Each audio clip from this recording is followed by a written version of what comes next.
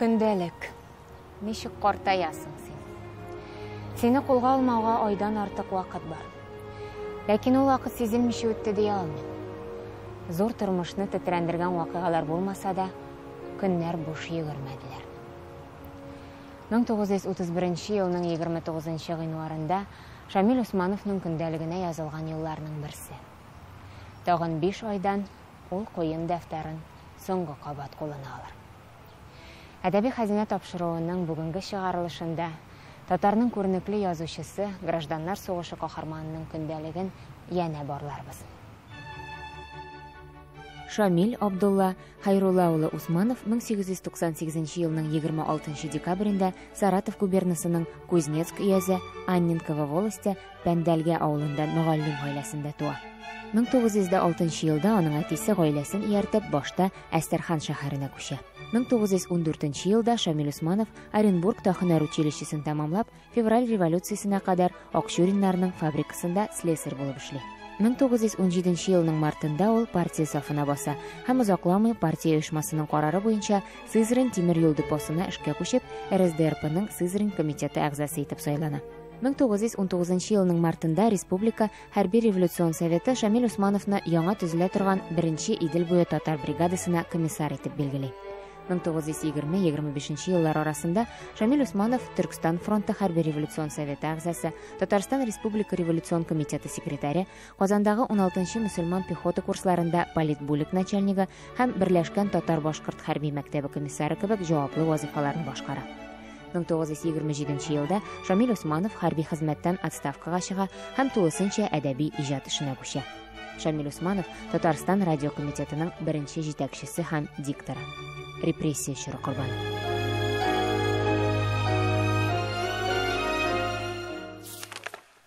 Шунсы үзенчәлекле Шамил Усманов гомер буе истәлекләр язып барган. Менә күбрәк ул истәлекләрендә мәдәният, сәнгать көлкесенә калган. Мин әдәбиятны матурлык сөйгәннән сөймим.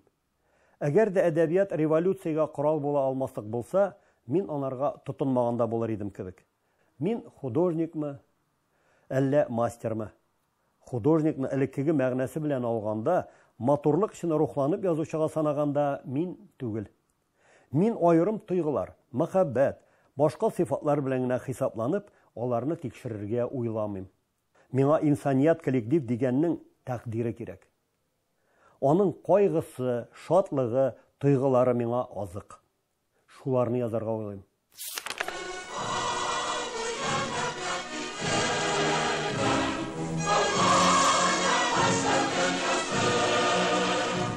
Шамил Усманов әдәбият майданына турыдан-туры гражданнар сугышы эшеннән күтәрелеп чыккан язучыларның берсе.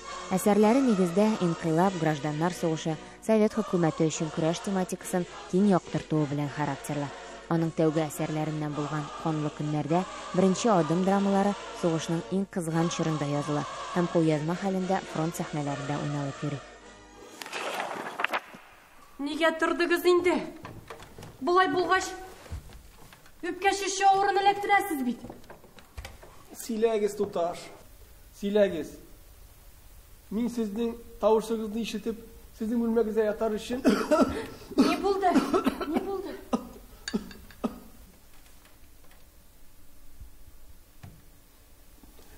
Кеше авырамаган авырым гариза. Сөйләмәгез инде алай. Сезгә тизрәк терелеп, фронтка китәргә кирәк. Мин әле фронттан кайттым да, ник сез мине тагын утка куасыз? Сез бу сүзләрне уйнап кына әйтәсез.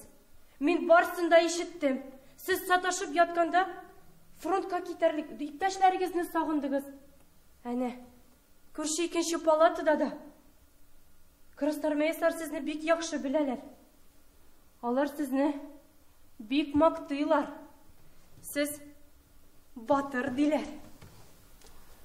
Сез госпитальдә күптә хезмәт итәсезме?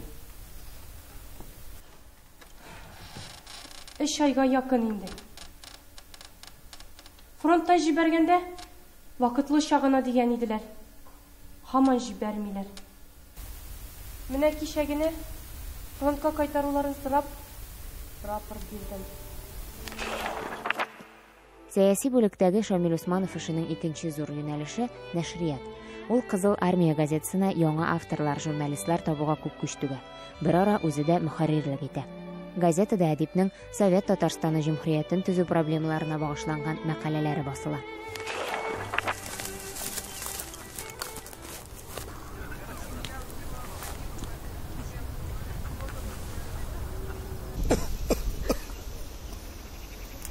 Сез триллерсез, егет. Триллерсез. Бу сез монда ничек яктыгыз?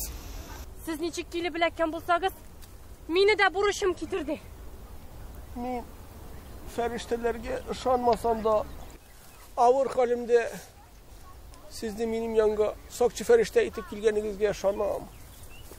Ни булды соң миңа? Безнең гаскәрләр кая? Гаскәрләрегез ерак инде.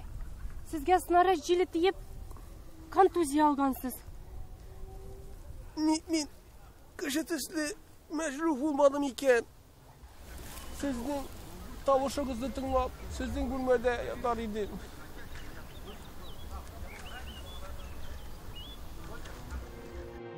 Ни булса булыр, әмма беренче көрәш сафлары, беренче ашкынулар кабатланмас. Аларны бер кадәр күздән югалтмас өчен бер көрәшкә тотындым. Каләм көче җиткән кадәр ул минутлардан күзгә чагылган, күңелдә калганнарын суарып алып, яшь буынга укытыр өчен мәйданга чыгарам. Әйдә, аннары укучы яшьләр 17нче елның коммунарларының тормышын белсеннәр.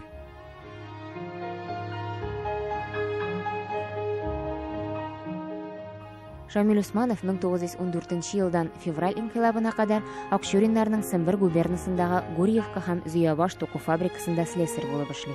17 яшендә тулар-тулмас егет миллионер Акчурин фабрикасындагы революцион хәрәкәтнең башында тора.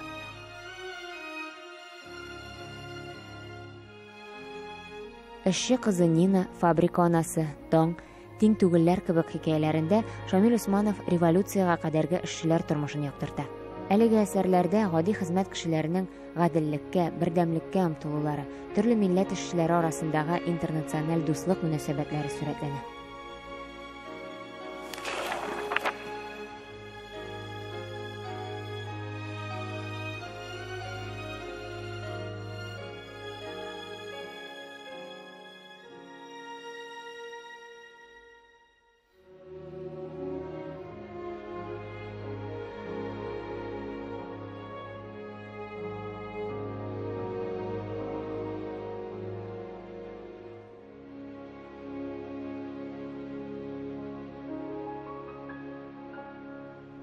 Монда тау төбендә ташланган фабрика бар иде.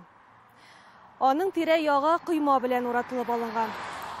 Уртада биек кирпеч морҗадан башка нәрсә күренми. Ул морҗа авылга килгәндә берничә чакрымнан күренә торган иде. Минем әле бер дә якынга килеп караганым юк иде. Ташланган фабрика бик начар була икән. Әнинең сөйләвенә күрә, күп еллар элек ул фабрика эшләгән. Аның озын морҗасыннан кара төтен чыккан. Иртә таң белән калын гудок кычкыртканда йөзләрчә эшчеләр эшкә йөгергәннәр. Фабрика капкасы алдында һич туктаусыз тимер юл станциясеннән йон, башка кирәк әйберләр тиягән йөкләр килеп торган. Моннан берничә еллар элек байлар әллә нинди зарарга очрап фабриканы туктатканнар. Машиналарын алып бетергәннәр. Хәзер аның морҗа төпләренә каргалар ялаган. Тәрәзәләре ватылган, таш корпусларда җил ыжгыра. Йортның капкасы бикеле булса да, малайлар киреү юлын беләләр иде. Бер тактаны күтәреп, зур ук тишек ясап, барыбыз да эшкә кирип киттек. 3 катлы корпус янына барып карадык. Мин ишектән кермәкче булган идем, берәү "Кая керәсең? Кермә" дип кычкырды. Аның тавышы әллә нинди шомлы булып яңгырады. Төрле су анасы, өй анасы турында күп сөйләсәләр дә, мин аңа яхшылап ышанып җитмидер идем. Фабрика анасына да мин ышанмадым. Шулай да булса, күңелгә куркыт төште. Кермичә түбән катның тәрәзәсенә асланып эшкә карадым. Башка малайлар да мине күреп батырланып якын килделәр. Корпус іші буш болып, зур бір йорт шикелле киң тәбәнәк болғанлықтан, тәрәзәләрдән кірген күн яктылыгы ортасына ук барып җитә алмый. Анда мич алды төсле караңгы иде. Мин тәрәзәдән кычкырып җибәргәч, тавышым бер 5 җирдән кире әйләнеп кайтты. Искәндәрнең дә кәефе килеп, үзенең үрдәк тавышы белән көлеп җибәрде. Ул тавыш яңгырап кире кайткач, малайлардан берсе: "Ишетәсезме? Әнә, фабрика анасы кычкыра", диде. Үзе шул сүзләрне каты итеп әйткәнлектән, аның куркынган тавышы да кире әйләнеп кайтты. Малайлар барысы да куркып йөгерделәр. Минем дә күңелгә курку төшеп, Искәндәрне тотып, шунда ук йөгердем. 1917 елда Шамил Усмановка әле 19 яшь тулмаган була. Революцияны бүтән шаукымы белән үзенә тарта. Ул яшь Шамилне чыныктыра, анда җитәкчелек талантын ача. Яшь сабый булмаса да, әле ныклы адымнар гына ясый башлаган Шамилнең тормышында яңа битләр ачыла. Аның әсәрләрендә фронтовиклар гына түгел, хатын-кызлар, балалар да ныклы рухлы булып сурәтләнә.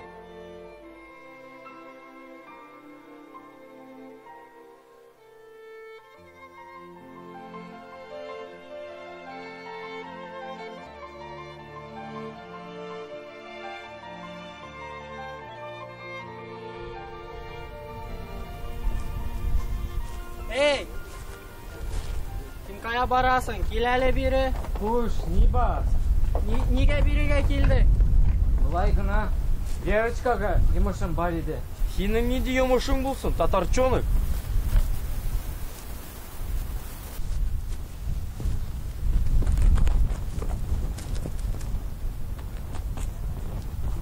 Сез батыр икәнсез. Беләсезме, Гафият? Без иртәгә Кисловодскига китәбез. Әтиемә доктор кушкан. Анда бер-ике ай торырбыз. Гафият, шундый күңелле булыр.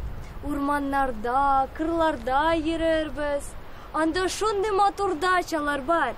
Мин сезгә аннан матур открыткалар җибәрермен.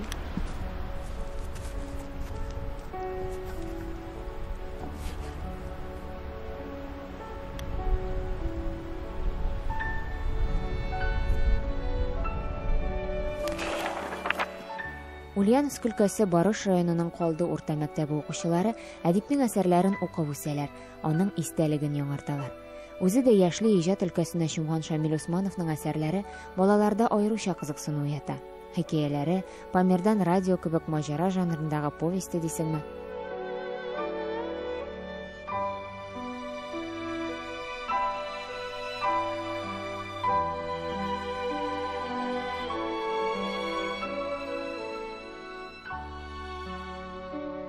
Зия башы мәктәбендә күптән түгел генә мөгаллимнәр сафына баскан тарих фәне укытучысы Тимур Сорокин да ныклап торып Шамил Усмановның иҗатын өйрәнергә ниятли.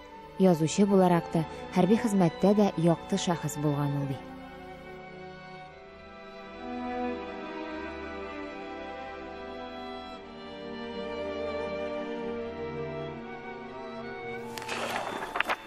Бу Казан күңелдә нинди нык урнашып калган. 20 көн айырылып торганда сагынылган үзе.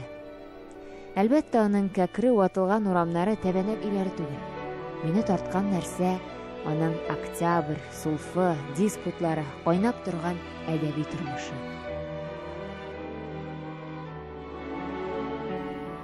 Шамил Усманов һәр вакыт яңалыкка омтыла, тынгысыз җан була ул. Яшь егетнең күп нәрсәләрне эшләп өлгерәсе килә. Татар телендәге тапшыруларны җиткерә алырдай радио булдыру теләге белән дә канатланып йөри ул. Шулай ук ясалма тел эсперантоны җәелдерү буенча да шактый көч түгә. 1922 елның башында ук Шамил Усманов радиостанция төзү идеясе белән чыга. Соңыннан әлеге тәкъдим белән 6-нчы партия конференциясендә чыгыш ясый. Ләкин канатланып йөргән егетнең теләге тиз генә кабул булмый. Аңа гомумән бөтен татар халкына ана телендәге беренче радио дулкыннарны тыңларга тагын 5 елдан соң гына насыйп була.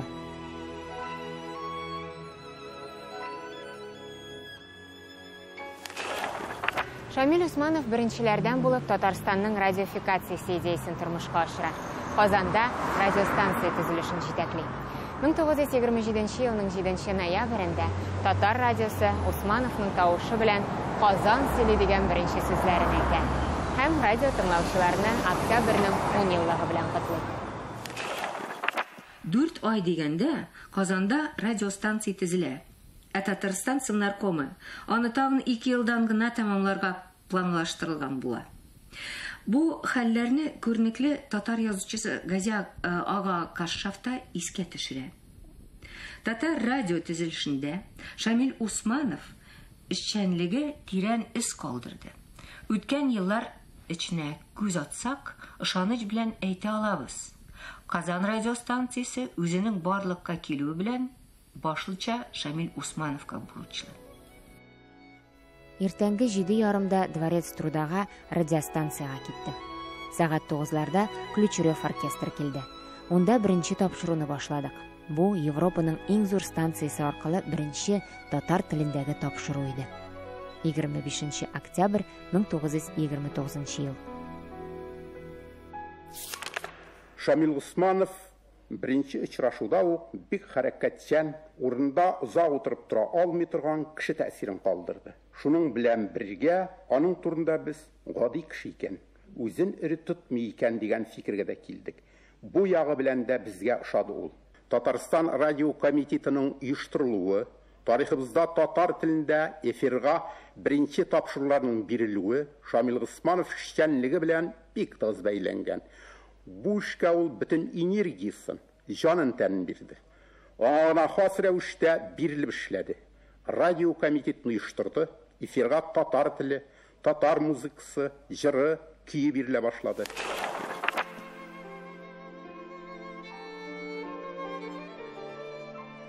Әдипнең барлык әсәрләре дә сугыш, революция темасы белән сугарылган.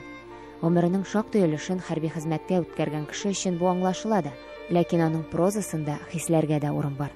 Шамил Усмановның әсәрләрендә үзенең мәхәббәте өчен көрәшкән фронтовиклар еш сурәтләнә. Үлем, гаделсезлек, хыянат күреп, автомат тавышын ишетеп күнеккән солдатларның бәгыре катмаган. Хисләргә әле анда урын бар. Сезгә салкындыр? Юк, Рауза, мин эшәмим. Хәзер тәнем генә түгел, җаным, рухым җылынды. Аны сез җылыттыгыз. Хәзер мин сезнең турында уйлап кына яшим. Сез мине һәрбер кызны бер күрү белән сөйчән дип уйлый торгансыз. Минем гомеремдә сөйгәнем юк. Сезне дә сөям дип әйтә алмыйм. Ана кешем җитми. Рауза, син бит әллә кайракка китәсең. Әнә теге куркыныч, дошман белән кайнаган тау башына китеп югаласың. Барма анда. Рауза, безнең белән кал. Бергә сугышларда йөрербез. Теләсәң, моннан еракка, тыныч җиргә китеп, мәңге-мәңге бергә яшәрбез. Эй, егет! Нишен табигать сиңа шул кадәр көч биргән? Ә үзең тыгыларыңа хуҗа була алмыйсың. Син мине сөям дисең. Мин дә сине сөям. Ләкин синең кебек түгел. Мин синең көрәшкә атылуыңны, халыкка биргән яшьлегеңне сөям. Әйе, егет. Көрәш юлында йөргән кешеләр тыгы корбаны булырга тиеш түгелләр. Син бурычымны онытып, рәхәт гомер итәргә чакырдың.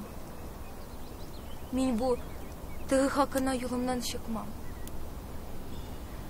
Мин сине сөям икән. Синең көрәштә күрсәткән хәрәкәтләрең миңа юаныч булыр. Алайса мин синең белән барам. Син башка кызлар шикелле түгелсең. Син ватан өчен көрәшүче ил кызы. Синең артыңнан мин утка да, суга да керермен.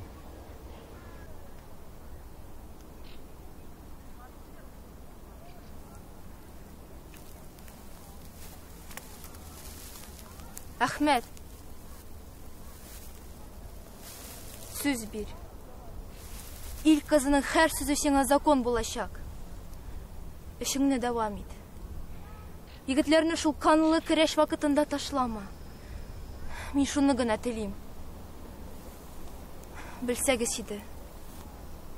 Бу теләкләрне әйтү никадәр авыр.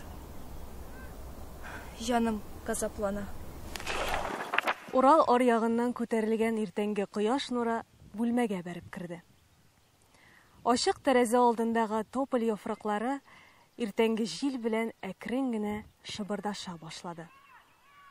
Торырга вакыт. 1 сәгатьтән дежурный ротаны Орск тимер юлына җибәрергә кирәк. Ләкин тәмле йокы үзенең татлы кочагына кысып алган. Җибәрергә теләми. Тагын 5 минутка гына күземне йомып алыйм дип, үз-үземне алдап ятам. 18-нче елның язы Урал буйларында гадәттән тыш яңгырлы булды. Киң болыннар, кырлар, шешкә катыш биек үләннән торган палас белән капландылар. Даланың һавасы иснәп туймаслык араланды. Иртә таңнан алып караңгыгача яланда кош-корт тавышы тынмады. Биеклектән караганда исә дала киң бер диңгезне хәтерләтә иде. Кичке йомшак җил биек үләнне селкетеп дулкынлатып куйды. Тирә-якта, сул кулда, җир белән күк тоташкан сызыкта бөек Урал елгасы күренә. Урал буйлап төзелгән ак чиркәүле казак станицалары томан эчендәге шикелле аз гына беленеп торалар. Уң кулда исә биеклекнең тирәсен чылгап алган тимер юл да күздән китеп югала.